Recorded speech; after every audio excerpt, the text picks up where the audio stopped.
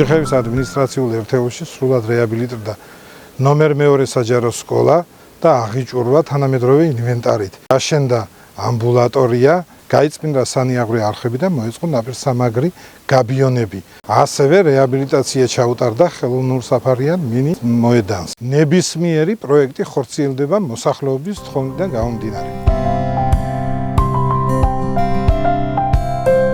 განხორციელდა სკოლის სრული რეაბილიტაცია. რეაბილიტაციის შედეგად კეთილმოეწყო საკლასო ოთახების სრულად, რესურს ოთახი, ექიმის ოთახი, ქიმია ფიზიკის ლაბორატორია და კომპიუტერული ლაბორატორია. შესაბამისად გვაქვს ადაპტირებული გარემო, პანდუსებით, ლიფტით, სველი წერტილები ორივე სართულზე შეშლილ პირებისთვის განკუთვნილი.